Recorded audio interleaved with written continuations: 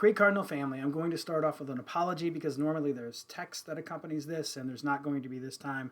My Friday workflow is all off its mojo. I'll go ahead and tell you why. I had some time out of the office this morning because I had something injected in my arm. I got selected for a COVID vaccination trial. It's stuff that has not been approved, but it's in its third round of testing. So they stabbed me in my arm, and I have a 2 out of 3 chance that I got the real juice, and I have a 1 in 3 chance that I just got salt water. So I'm really hoping for side effects so that I have an indicator that maybe I got the good stuff. Anyway, that's more about my medical history than you wanted to know. Here's what I want to talk to you about today. I think your principals probably had a conversation with you in some capacity about grading or homework recently. They probably even shared with you our school board policy about what homework should be. And what I think is interesting about our board policy on homework is it never uses the word grade. It doesn't talk about grading homework. It talks about its other functions, but not as a grade. And I think that's something that we need to get to a common Crete Public Schools identity and vision on is what does grading mean to us? What do we grade? Why? And what does it tell us? So I think there's 2 obstacles that we have in that. Number one, a lot of people, us included, tend to throw words like grade, assess, evaluate around and have them be interchangeable, and to me they're not, and we need to reach a common specific definition that when we use those words, we all know what they mean. When it comes to homework and practice, I think it should always be evaluated. There's a lot of different ways for it to be evaluated. When it comes to our standards, they should always be assessed in a manner that gets us to a grade. There's still a lot of gray in what I just said, and we need to put in some work and have those conversations and figure out what do they all mean to us. The other thing that I think is an obstacle is when it comes to our stakeholders who are invested in what a grade means, I think that grade can mean a lot of things to a lot of different people. A personal example.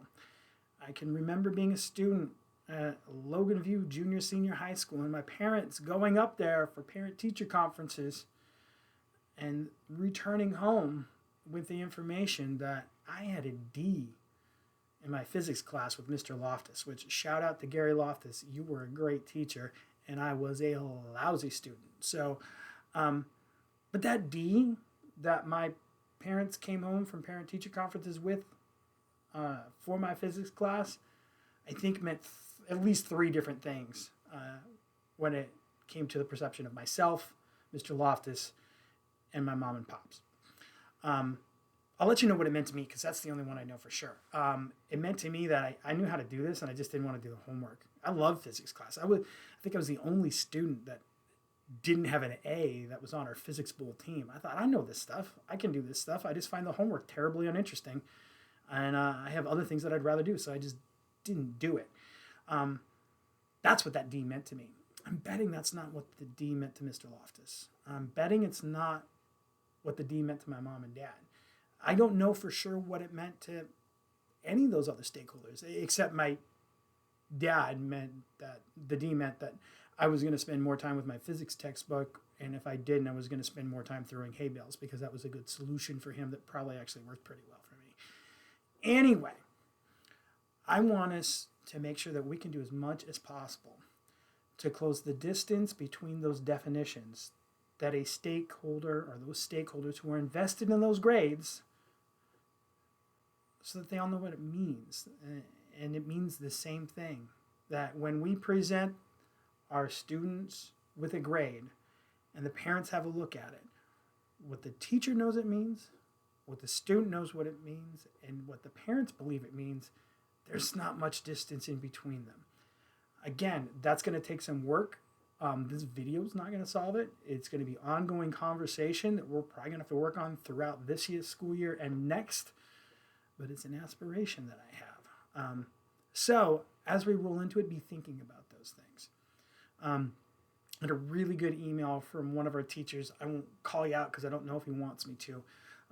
He emailed specifically about this stuff, and what I was most stoked about is he had been intentional and reflective about his grading practices. There was nothing incidental or unintended from his grading practices.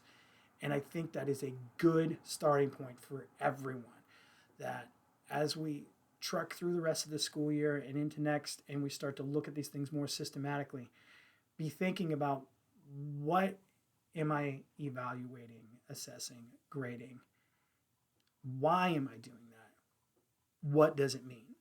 And if we all engage in that intentional reflective practice about homework and grading, boy, we're off to a good start. All right, I think that's all I have for you. Other than, as always, Cardinal family, have a great weekend. I'll catch you next week.